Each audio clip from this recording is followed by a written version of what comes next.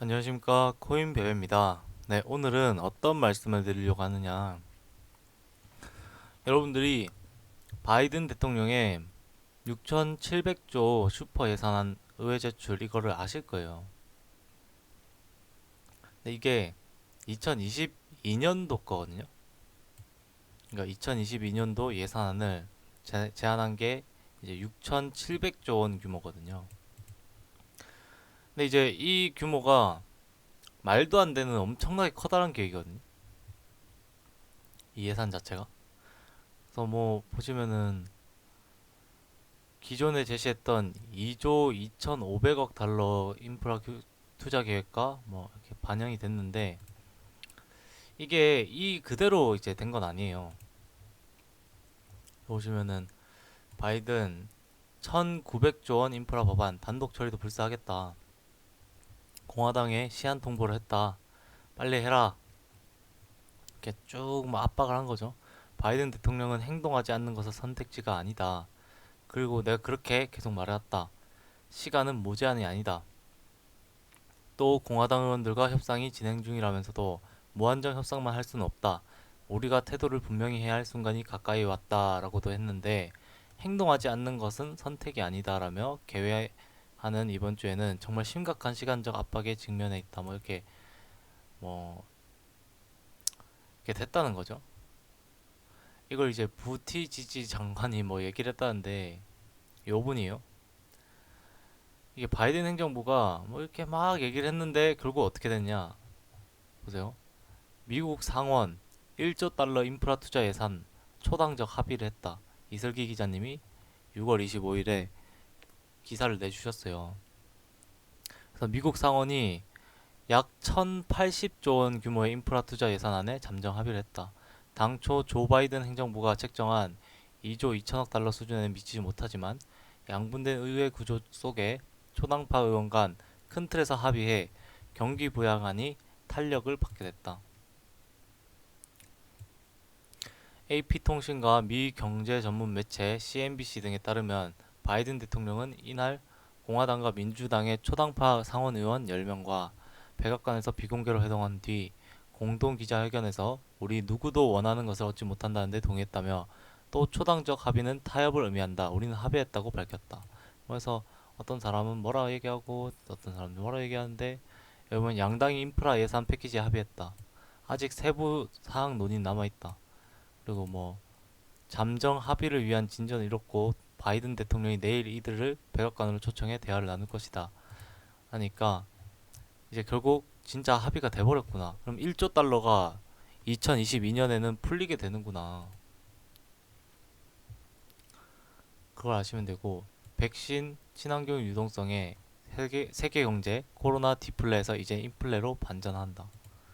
그래서 현대경제연구원 뭐 이런 데서 글로벌 인플레이션 시대 도래 보고서를 발표했고 백신 보급, 억눌린 수요 효과, 재정 통화 확장의 유동성 때문에 또 이제 그런 것들이 있고 국제 유가와 철광석, 구리, 원재재 가격 등 급등세다. 국제사회 저탄소 환경 비용 증가했다. 물가 상승 압력이 높아지고 있다. 그래서 제가 주요하게 보는 거는 이거예요. 집중해서 보세요. 우선 글로벌 주요국 통화량의 빠른 증가다. 미국의 통화량 지표가 어떻느냐? 2019년 말에 15조 3천억 달러였는데 2020년 말에 19조 1천억 달러로 24.6%가 늘었대요. 통화량이. 그리고 같은 기간 유로존, 일본, 영국의 통화량 증가율도 각각 11, 9, 14%가 늘어났고 중국은 10% 증가했다. 이게 2021년 2월자 기사거든요. 근데 지금 와서는 또 이번 년엔 더 이제 한 번 더 이렇게 양적 완화를 했잖아요. 그러니까 통화량이 증가를 했잖아요. 그러면은 통화 자체의 가치 저장 능력이 유지가 될 수 있다고 생각을 하세요? 근데 이게 뭐 조금 있으면은 뭐 하게 될 테이퍼링 이후 금리 인상을 다들 얘기를 하시니까 또 말씀을 드리면 테이퍼링 이후에 금리 인상이 된다 한들 그게 얼마나 오래 갈까요? 그리고 진짜 테이퍼링 이후에 금리 인상이 될지 안 될지를 우리가 알 수가 없다는 얘기죠. 우리가 그 사람들이 아니기 때문에 정책을 결정한 사람들이 아니니까 뭐 그 사람들 말 바꾸기 선수 아니에요. 그냥 안 하는 게 낫겠다 싶어서 안 하기로 했습니다 하면 또 우르르 몰려와가지고 또 가상자산이나 뭐 여러 가지 투자 시장에 또 돈을 넣을 거 아니에요. 그러니까 우리가 지금은 빚을 내서 비투를 하면은 상당히 위험할 수가 있고 왜냐면 테이퍼링 이후에 금리 인상을 진짜 할 수도 있으니까. 근데 또 투자를 안 해놓으면은 엄청난 인플레이션을 방어할 수 있는 수단이 없는 거예요. 예금 적금만으로는. 그러니까 진짜 엄청난 인플레이션이 오게 된다면 최소한의 방어는 해야 될 거 아니에요. 그러니까 비트코인이나 아니면은 좀 유망한 가상자산들을 사놓는 게 낫다는 말씀을 드리는 거고요. 그래서 뭐 환율 하락 때문에 그러니까 달러 가치가 낮아지게 되면 우리나라도 원화 가치를 낮춰서 이제 수출 경쟁력을 올려야 되거든요. 그래서 여기 간단하게 나와 있는데 수출엔 부정적, 수입에는 긍정적 이런데 읽어드릴게요. 그런데 왜 원화 가치가 오르면 수출 기업들은 울상일까? 우선 원, 달러 환율이 하락하면 수출 기업의 수입은 그만큼 줄어들게 된다. 외국에서 달러로 받는 돈은 같지만 원화 가치가 상승했기 때문에 국내에서 원화로 환전할 때 수입은 그만큼 줄어들게 되는 것이다. 또한 환율이 하락하면 수출 제품 가격이 상승하여 수출이 줄어들게 된다. 예를 들어 환율이 1,500원에서 1,000원으로 떨어졌다고 하자. 이럴 경우 10만원짜리 국내 제품의 달러 표시 가격은 67달러에서 100달러로 오르게 돼서 가격 경쟁력이 떨어지게 된다. 따라서 수출 기업들에게 환율 하락은 악재라고 할 수 있다. 그러니까 어느 정도 아시겠죠? 자, 3월, 그러니까 2021년 5월 3일, 13일자 기사인데요. 3월 시중 통화량이 한 달 새 38.7조 원이 증가했다. 그래서 3,313조 원을 돌파했다. 시중 통화량이. 그래서 가계와 기업을 중심으로 민간 부문에 대한 신용 공급이 확대되면서 뭐 3월 중 시중 통화량이 38조 원 늘었다. 코로나 이후 유동성 확대 흐름이 이어지면서 시중에 풀린 돈이 3,300조 원을 넘어섰다. 제가 그렇게 얘기하는 이제 통화가 CBDC로 변환이 되고 또 그 변환이 돼 있는 통화 유동성을 이제 결국 CBDC로 담아가게 되면은 그 CBDC를 담을 지갑에 담잖아요. 그럼 클레이튼 기반 집안에 지갑에 담기면 그 통화 유동성을 조금이라도 클레이튼이 가져올 수 있는 게 아니냐라고 말씀드렸던 그 커다란 풀이 3,300조 원이에요. 그래서 제가 이제 말씀을 드린 거고 그게 이제 0.1%가 들어가면은 한 3조 3천 정도잖아요. 3조 3천억.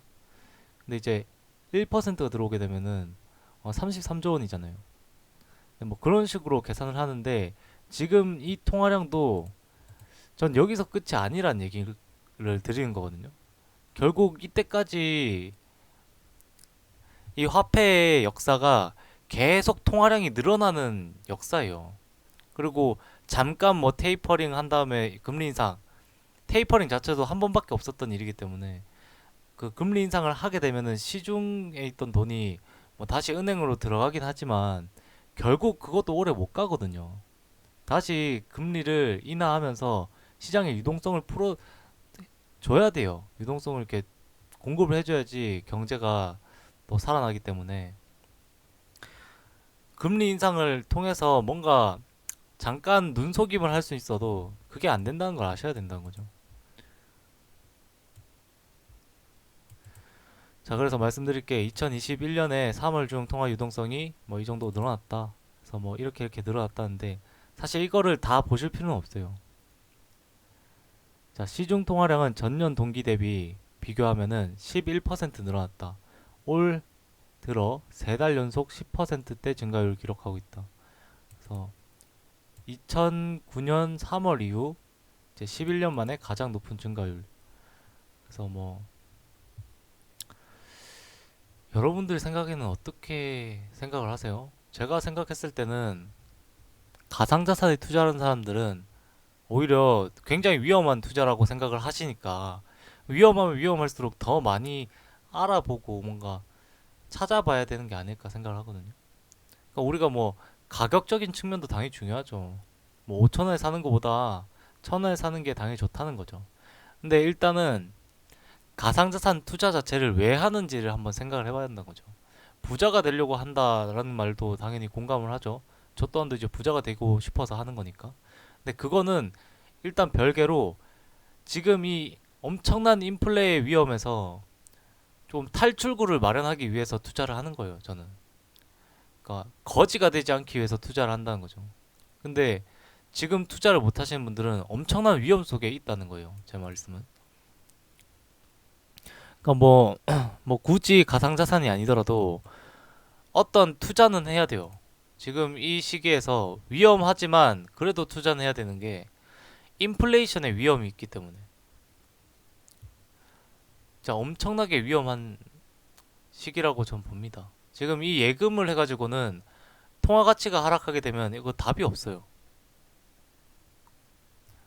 이런 말씀을 드리면 어떤 분이 그러시던데 중앙은행이랑 정부의 그런 기능적인 측면이 그런 거 인플레이션을 방어하고 또 시장을 잘 이렇게 이끌어 가가지고 사람들이 살기 좋게 만들기 위한 그런 기능을 가지고 있는 것들인데 그리고 그런 책임 있는 것들인데 그런 일을 방관하고 있지만은 않을 것이다 이렇게 얘기를 하시는데 사실은요 여기까지 온 것도 그들의 방관 때문에 여기까지 온 거예요.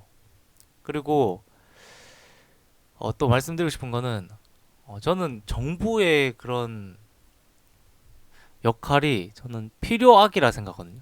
그러니까 악은 악인데 필요한 악이다. 그러니까 이러면 좀 반정부주의자 같은데 그런 건 아니에요. 전 정부가 있어야 된다 생각을 하는데 그 정부가 있어야 되는데 그 정부가 꼭 우리의 편은 아니다라는 생각을 가지고 있거든요. 그러니까 저처럼 뭐 별 가진 게 없는 이런 사람들 편은 아니다. 가진 자의 편이지 우리 같은 사람들 보호해주려고 있는 그런 단체는 아니라고 생각을 한다는 거죠.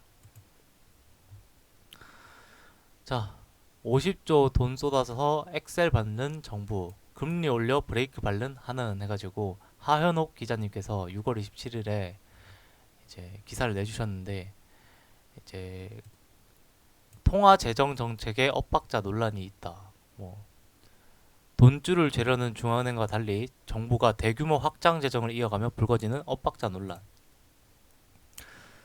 자, 14조 9천억 원에 이르는 1차 추경 예산, 추경정 예산, 그리고 최대 35조 원의 2차 추경을 편성할 방침.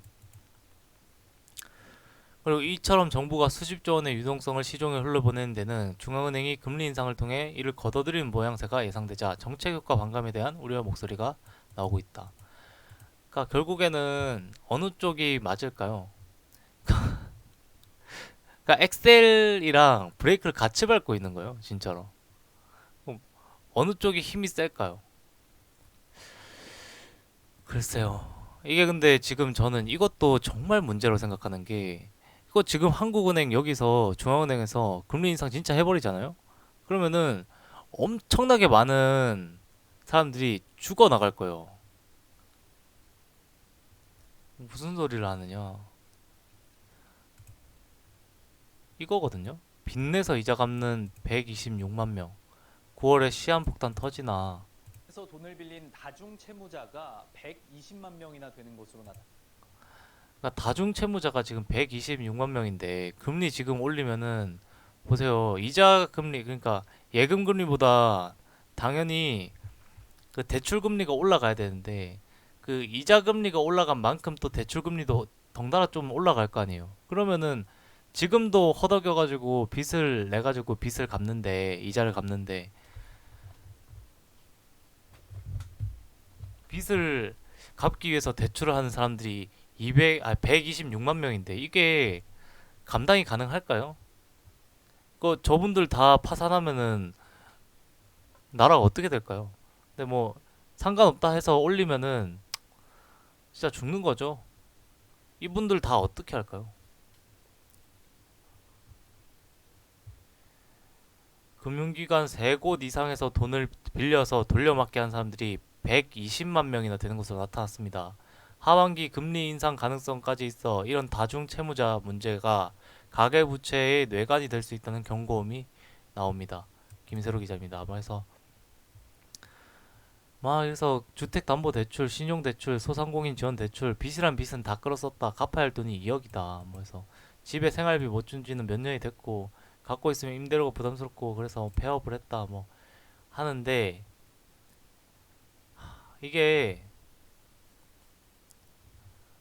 어떻게 살아갈까요? 이거는 제가 다음 영상, 이건 너무 영상이 길어질까봐 다음 영상에는 좀 더 다른 얘기도 좀 해드릴게요. 그래서 제가 조금 생각하는 얘기는 이런 거거든요. 기준금리 인상을 한은에서는 이렇게 보고 있대요. 그러니까 10월쯤에 2021년 10월쯤에 0.75% 그리고 2022년 1월쯤에서 2월쯤에는 1%로 올리겠다. 1%로 하겠다 하는 건데 이거 이만큼 올려도 사람들 진짜 많이 죽어 나올 거라니까요. 이거 어떻게 할 건지 그럼 이게 맞을까 저게 맞을까 했을 때는 이게 금리 인상을 한다고 하니까 실제로 해버리면은 참 큰일이 날 텐데 여러분들 생각은 어떻게 생각되시는지 저 좀 궁금하네요. 그래서 여러분들 생각에는 어떠세요? 이게 점진적으로 계속 금리를 우상향하면서 예금 적금만 들어도 살기 편한 세상을 만들까요? 아니면 결국 다시 금리를 내리면서 시장 유동성을 풀어버리는 그런 시기가 오게 될까요? 그렇게 되면은 인플레이션 어떻게 감당을 하게 될까요? 거기에 대해서는 제가 생각했을 땐 역시 CBDC가 답이 아니냐. 결국 이런 것들도 다 세금 창출을 통해서 그리고 세금을 통해서 돈을 다시 국가로 귀결을 시키는 그런 구조가 나와야 되지 않나 싶은 생각이 전 들거든요. 그리고 또 여기에 대해서 좀 생각을 해보는 게 이게 금리 인상을 하게 되면 지금 이제 주식 시장이나 우리가 투자하고 있는 가상자산 시장은 진짜 말도 안 되는 폭락을 겪게 될 거예요. 근데 이 뭐 0.25% 올린 그런 거 가지고 엄청 떨어지려나 싶기도 하긴 한데